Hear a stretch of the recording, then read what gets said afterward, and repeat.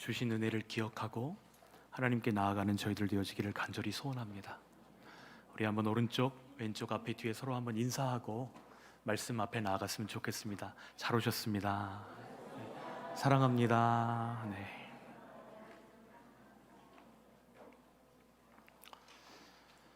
여러분이 성령님 안에 거하시고 주님의 인도에 날마다 순종하시기를 축복합니다. 어린아이들이 부모님께 드리겠다고 선물 준비하려고 용돈 모으는 그런 장면들 보신 적 있으세요? 그런 자녀들을 보면 어떤 생각이 들죠? 내가 용돈을 좀 더 줄걸, 이런 생각도 들고요. 아직 경제력이 없는 이 아이가 돈을 모아봤자 얼마나 되겠나, 이런 생각도 들고요.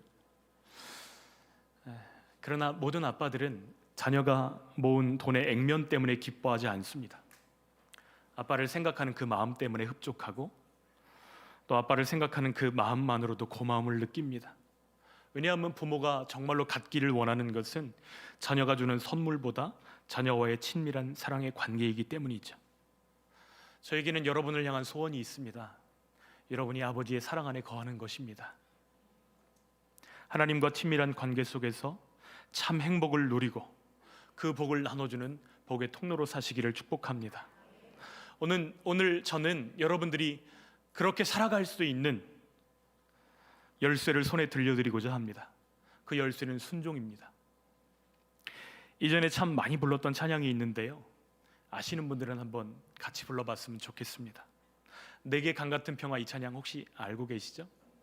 내게 강같은 평화, 내게 강같은 평화, 내게 강같은 평화 넘치네. 내게 강같은 평화, 내게 강같은 평화, 내게 강같은 평화 넘치네. 한 번 더 찬양할까요? 내게 강같은, 내게 강같은 평화, 내게 강같은 평화, 내게 강같은 평화 넘치네. 내게 강같은 평화, 내게 강같은 평화, 내게 강같은 평화 넘치네. 우리 하나님께서 여러분에게 강같은 평화 주시기를 원합니다. 그렇게 평화를 누리시기를 원하신다면 여러분 순종하셔야 됩니다. 예수님께 순종하지 않는 사람은 강같은 평화를 누릴 수 없기 때문이죠. 일회용 진통제 같은 평화를 누릴 수 있을지는 모르겠어요. 그렇지만 순종하지 않는 사람은 강같은 평화가 무엇인지 알 길이 없습니다. 수많은 사람들이 내가 생각한 대로 일이 착착 되어지고 내가 마음 먹은 대로 일이 진행될 때는 기쁘지만 내 마음과 반대 방향으로 일이 진행될 때는 즉각적으로 기쁨을 잃어버립니다. 그러나 하나님의 소원은 우리가 그런 방식으로 살다가 죽기를 원하지 않으십니다.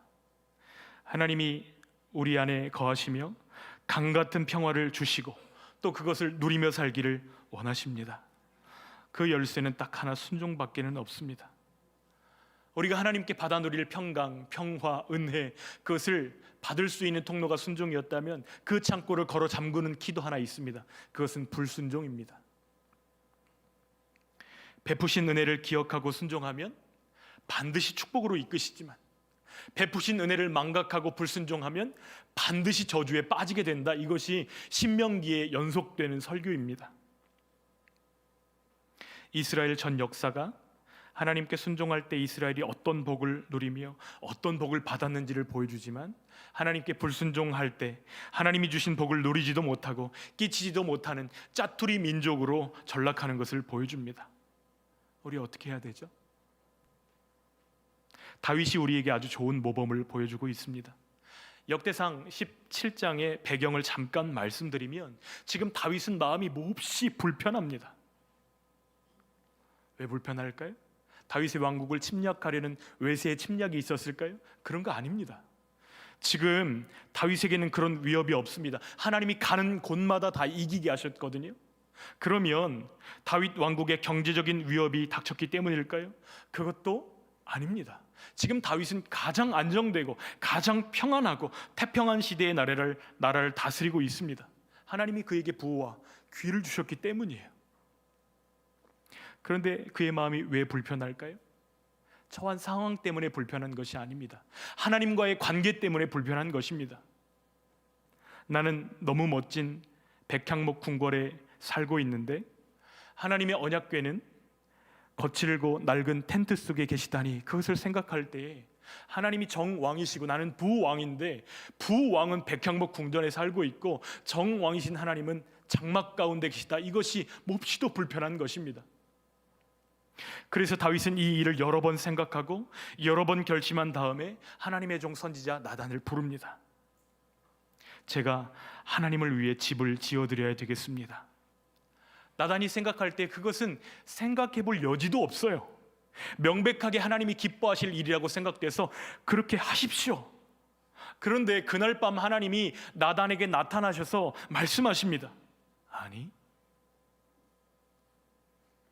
나단은 민망하고 면목 없지만 왕 앞에 나아가서 하나님의 명령을 전달합니다. 하나님이 노라고 말씀하십니다. 사실 다윗의 결심은 얼마나 아름다운 것이에요. 구약이나 신약이나 현대의 크리스천들이나 우리의 가장 큰 문제는 나의 그 어려움 때문에, 나에 대한 지독한 관심 때문에 하나님까지 관심 갖는 게 어렵고, 내 삶에 대한 무거운 부담 때문에 하나님의 일까지 맡는 것이 부담스러운 것이 우리 문제 아닙니까? 그런데 다윗은 그 반대였습니다. 하나님이 기뻐하시는 일, 하나님을 사랑하는 일, 그 일을 제가 하고 싶습니다. 그런데 하나님의 대답은 노였어요. 저 같으면 하나님께 약간 서운했을 것 같습니다. 여러분 어떠세요? 그러나 다윗은 그렇게 하지 않았습니다. 예, 그리하겠습니다. 이 두 마디는 다윗의 생애 전체를 끌고 가는 두 마리 말과도 같이 작동하는 것을 보게 됩니다. 그리고 이 두 마디가 다윗의 생애 전체를 복되고 행복하게 만드는 것을 보게 됩니다. 여러분이 정말로 행복하고 하나님의 쓰임에 합당한 삶을 살기 원하신다면 이 두 마디를 연습하셔야 됩니다. 어떻게 해야 된다고요? 예, 그리하겠습니다. 한 번만 더 연습해 볼까요?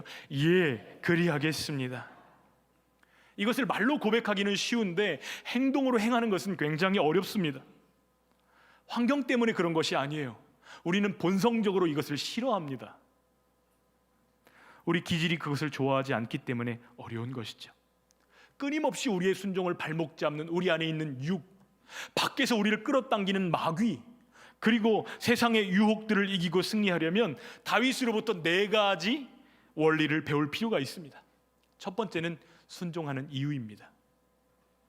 우리가 왜 순종해야 되죠? 순종 안 하면 혼날까 봐? 하나님께 매맞을까 봐? 그것 때문에 순종해야 할까요? 그것은 진짜 순종의 이유가 될 수 없습니다. 진정한 순종의 이유는 하나님 주권에 대한 인정이어야 합니다. 다윗의 입장을 한번 생각해 볼까요? 지금 다윗은 죽을 고생을 하며 살아남았습니다. 한 나라의 왕이 모든 군사력과 정치력을 동원해서 이 한 사람을 죽이려고 작정하였습니다. 그 사람이 누구죠? 다윗입니다. 사울이 다윗을 죽이려고 작정했어요. 그런데 그 상황 속에서도 살아남습니다. 하나님은 그를 높이셔서 후에 12지파의 통일 왕국의 왕으로 그를 세워주십니다. 예루살렘의 도읍을 정했습니다. 하나님의 법궤도 잘 모셔왔습니다. 그리고 이제는 주변 나라들이 조공을 바치면서 이스라엘 눈치를 살피고 있는 그런 상황입니다. 그는 유명해졌고 강해졌습니다. 여러분, 보통 사람들이 이런 상황에 놓이게 되면 그 마음이 어떻게 되죠? 높아집니다.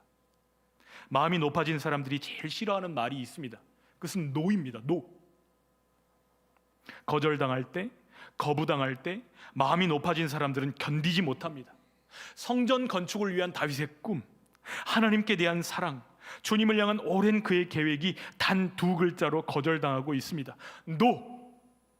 그럴 때 다윗이 하나님께 예, 그리하겠습니다. 순종합니다. 무엇 때문이죠? 하나님의 주권 때문입니다. 쉬운 말로 하나님이 진짜 왕이라는 것을 정확하게 알고 있는 거예요. 오늘 우리가 읽지 않은 16절부터는 하나님의 이 거절을 듣고 나서 다윗이 드리는 기도가 기록되어져 있습니다. 우리 한번 조금 천천히 다윗의 마음을 느끼면서 한번 2절 말씀을 읽어보겠습니다. 다윗 왕이 여호와 앞에 들어가 앉아서 이르되 여호와 하나님이여 나는 누구이오며 내 집은 무엇이기에 나에게 이에 이르게 하셨나이까. 하나님이여 주께서 이것을 오히려 작게 여기시고 또 종의 집에 대하여 먼 장래까지 말씀하셨사오니 여호와 하나님이여 나를 존귀한 자들 같이 여기셨나이다. 아멘. 여호와 하나님이 나의 주인이시고 나는 당신의 종일 뿐입니다. 이것이 다윗의 한평생 하나님께 순종한 원리입니다. 어떤 교회 이야기인데요, 요즘은 교회마다 주차장이 난리잖아요. 그런데 어떤 교회 옆에 주차장으로 딱 쓰기 좋은 공간이 있는 거예요. 그래서 땅 주인과 협의를 했습니다. 평소에 안 쓰는 땅이니까 교인들이 사용할 수 있도록 이 주차장 공간으로 내주시면 어떨까요? 저희가 적절한 값을 드리겠습니다. 이렇게 얘기를 했는데 땅 주인이 비어있는 땅인데요, 그냥 쓰십시오 이렇게 한 거예요. 단 조건이 하나 있습니다. 무슨 조건이냐면 1년이 52주인데 52주 중에 딱 한 주는 사용하실 수 없습니다. 한 주 빼고는 51주는 마음대로 쓰셔도 좋습니다. 너무 감사한 일이죠. 교회가 주차할 공간을 얻었다는 거 너무 감사한 일입니다. 성도들이 늘상 편안하게 주차하다가 그 주가 되었어요. 어디다 차를 대야 될지를 모르고 우왕좌왕하고 성도들 안에 불평이 이만저만이 아니었습니다. 가만히 보니까 비워달라고 한 그 주간에 어떤 행사가 있는 것도 아니고 거기에 차를 대는 것도 아니고 그 주간 거기를 막아놓고 못 대게 하니까 예배 마치고 나서 목사님이 찾아간 거예요. 찾아가서 묻습니다. 무슨 행사가 있는 것도 아니고 한 주 비워달라고 하신 주간에 아무 일도 없던데 왜 못 들어오게 막으셨나요? 물어보니까 땅 주인이 하는 말이 이렇습니다. 그래야 내가 주인인 것을 알죠. 여러분 무슨 뜻인지 아시겠어요? 그냥 내주면 마음대로 쓰게 되면 누가 주인인지 알 수 있어요? 없어요? 지금 역대상 17장의 맥락이 이와 굉장히 비슷합니다. 누가 주인이라고요? 하나님이 주인이시고 하나님이 왕이시라는 것을 우리에게 말씀하고 계시는 것입니다. 우리가 불순종하는 이유는 되게 단순합니다. 하나님이 왕이심을 잊어버리고 내가 왕이라고 착각하기 때문입니다. 하나님의 주권에 대한 인정이 우리 순종의 이유가 되는 줄 믿습니다. 그분이 왕이시기 때문에 우리가 순종하는 것입니다. 하나님의 말씀이 이해되지 않아도 심지어 내 생각과 다르다 할지라도 그분이 왕이시기 때문에 순종하는 저희들 되어지기를 소원합니다. 근데 돌아보면 우리가 기쁘게 순종할 때가 얼마 되지가 않습니다. 또 억지로 하나님이 참아주시고 격려하시고 이끌어주셔서 순종하는데 그 순종이 지나고 나면 우리를 얼마나 행복하게 만들었습니까? 여러분 그때 순종했던 그 일이 하나님이 엄청난 은혜로 나를 이끌지 않았습니까? 하나님이 정말로 여러분의 왕이십니까? 그 지점이 우리 순종의 출발점인 줄 믿습니다. 두 번째는 순종의 동기입니다. 우리 순종의 동기는 하나님 은혜에 대한 감사이기를 원합니다. 하나님은 한 번도 다윗에게 너 그렇게 좋은 집에 살면서 나는 이게 뭐냐? 너 내 집 좀 지어라 이렇게 요청하거나 암시하거나 사인을 보내신 적이 한 번도 없습니다. 예수님이 이 땅에 계셨을 때에 그때 당시에 성전을 지었던 왕이 있습니다. 헤롯 대왕입니다. 3D로 그 장면들을 조금 재현해 보았는데요, 이것이 헤롯 성전의 모습입니다.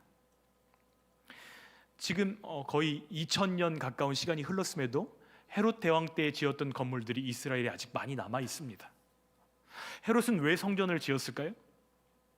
목적은 하나입니다. 하나님께 감사해서가 아니에요. 이 성전을 지음으로 인해서 유대인들의 환심을 사고 통치를 부드럽게 하기 위해서 이 성전을 지었습니다.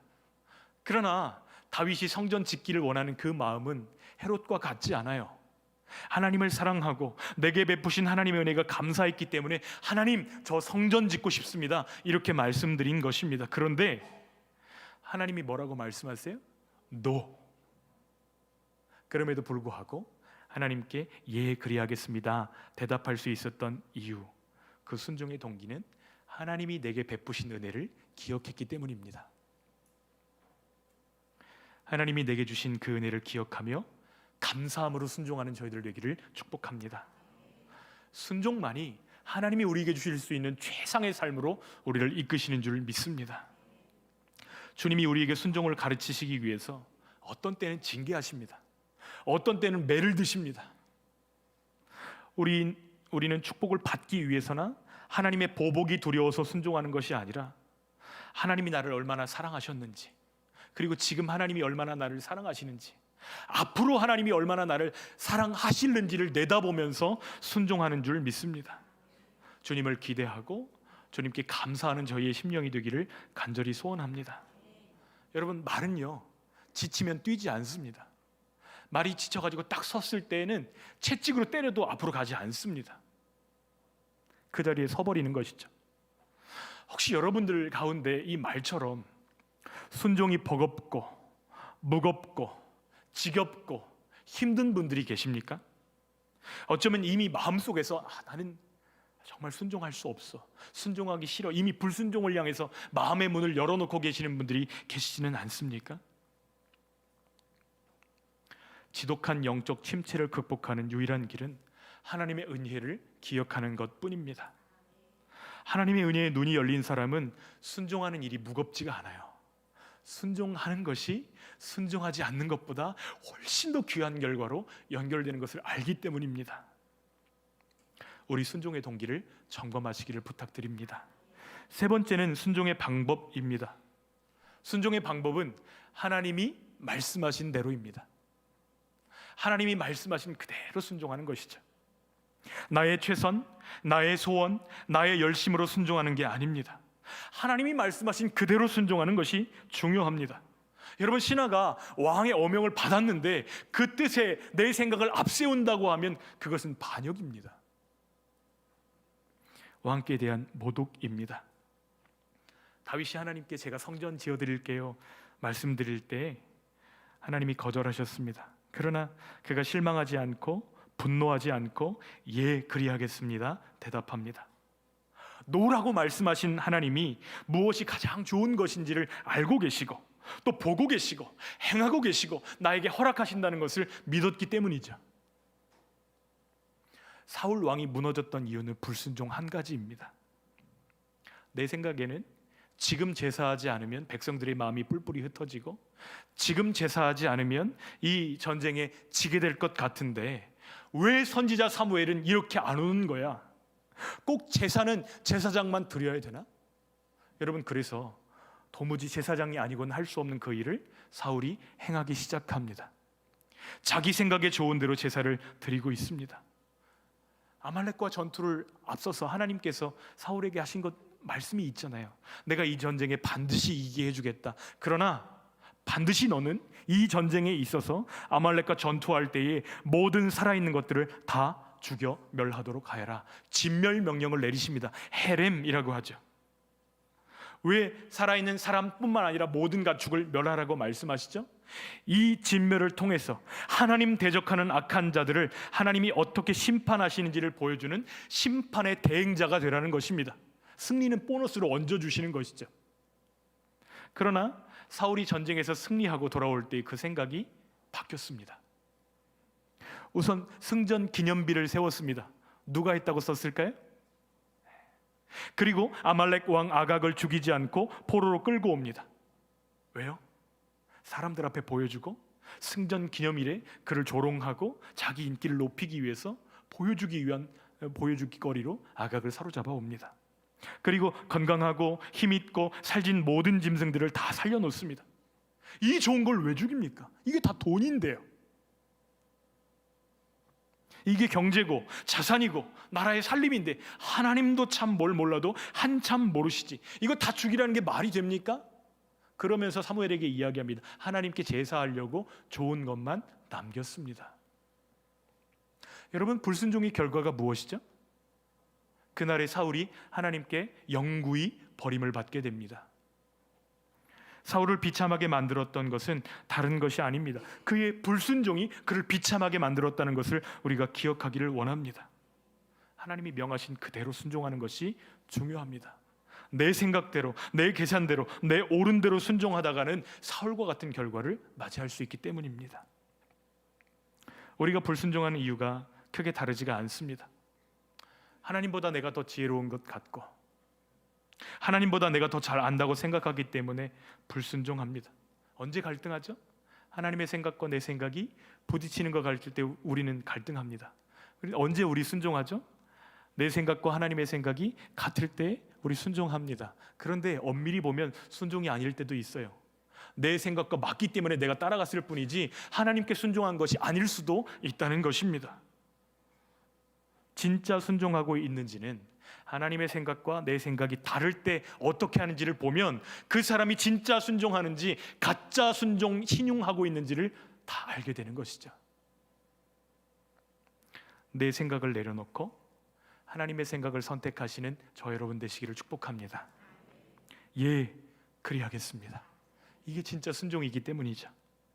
하나님의 생각이 내 생각과 다를지라도 하나님의 생각대로 따르리라 결정한 그 일이 내가 평생에 가장 잘한 일 될 줄 믿습니다. 네 번째는 순종의 결과입니다. 순종의 결과는 축복입니다. 우리가 순종을 결단하는 순간부터 우리는 대가를 지불해야만 합니다. 내 자존심, 내 경험, 내 생각, 내 고집 다 내려놓아야 됩니다. 그러나 순종하느라 지불한 대가는 불순종하느라 지불한 대가보다 훨씬 적고 훨씬 가볍다는 것을 기억할 수 있기를 소원합니다. 이스라엘의 두 왕이 있잖아요. 똑같은 땅, 똑같은 말, 똑같은 백성들, 똑같이 40년씩 다스렸지만 사울이 다스리는 그 나라와 다윗이 다스리는 그 나라는 아주 다른 나라가 되었습니다. 무슨 차이이죠? 순종의 차이입니다. 내 자존심, 내 생각, 내 소원, 내 계획, 그것을 지불하고 순종한 다윗, 내 생각, 내 계획, 내 마음, 내 주권을 그대로 가지고 있었던 사울, 누가 더 많은 대가를 지불해야 했을까요? 여러분, 사울은 금수저 출신입니다. 아주 알토란 같은 베냐민 지파의 부잣집 아드님입니다. 왕이 안 돼도 기죽을 것 없는 명문 가문에 태어났어요. 게다가 가정 환경만 좋은 것이 아니라 키도, 외적인 외모도 아주 훤칠합니다. 다른 사람보다 어깨 위가 하나 더 있었다. 그러니까 보통 키보다 한 30cm 정도 키가 더 컸다는 거예요. 사람들이 바라볼 때 와, 우리도 이제 왕이 생겼다 기뻐할 정도로 매력적인 외모를 가지고 있었습니다. 그러나 그 큰 일을 감당할 제목이 쓰레기 같은 삶을 살다가 버림받은 이유는 딱 하나입니다. 무엇이죠? 불순종입니다. 다윗은 어떤가요? 다윗은 흙수저를 물고 태어났습니다. 시골에서 양치던 양치기 목동이었어요. 사무엘이 그 집에 가서 이제 앞으로 하나님이 세우실 왕감을 보려고 하는데 아들들을 좀 보여주시오 할 때 그는 순서에 넣지도 않았습니다. 그저 그의 이름이 다윗이라고 기록된 게 아니라 막내라고 되어 있습니다. 말제라고 되어 있어요.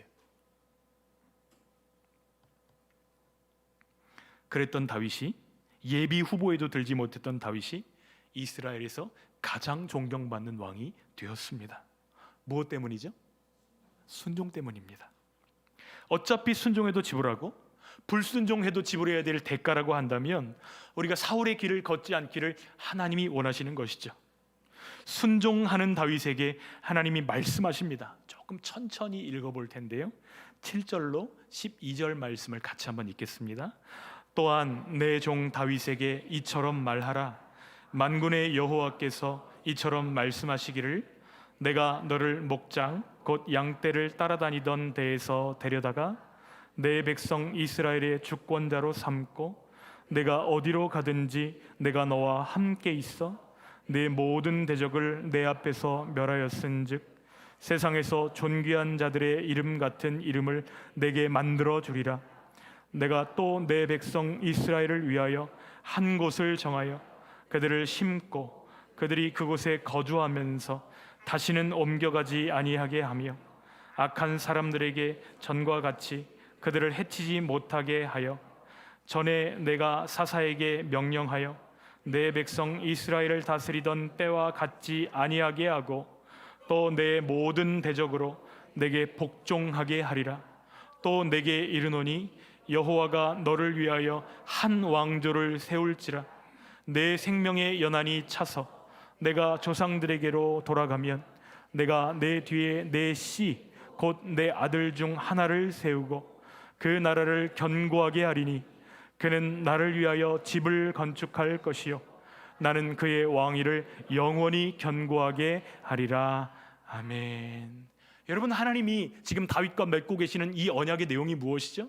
네가 내 집을 지어주겠다고? 아니, 내가 네 집을 지어줄 거야. 이것이 하나님의 약속의 내용입니다. 너와 맺은 내 언약은 영원하고 내 후손이 세상을 구원할 구원자로 오게 할 거야. 이것이 하나님의 약속입니다. 하나님의 약속대로 예수님은 다윗의 혈통을 따라 오신 줄 믿습니다. 지금 우리가 누리고 있는 축복의 큰 부분을 다윗의 순종을 통해서 우리가 얻게 된 거예요. 그것을 생각할 때에 오늘 우리의 순종이 후손들의 미래를 얼마나 축복하게 될 것인지를 생각하셔야 됩니다. 말씀을 정리하겠습니다. 정말 우리의 심령 가운데 내게 강 같은 평화가 넘치기를 원하십니까? 매일매일 주님의 복 주심을 간증하는 그러한 삶을 살기를 원하신다면 왕이신 하나님께 순종하시기를 부탁드립니다. 머리로만 그렇게 하는 것이 아니라 삶의 자리에서 주님께 순종하기를 원합니다. 내 뜻대로가 아니라 주 뜻대로 하기를 소원합니다. 은혜로울 때만 순종하는 것이 아니라 순종이 습관이 되어지는 저희들 되시기를 축복합니다. 그렇게 함으로 우리의 삶 가운데 일하시는 주님, 집을 세우시는 하나님의 역사를 경험하시는 저 여러분 되시기를 주님의 이름으로 축원합니다.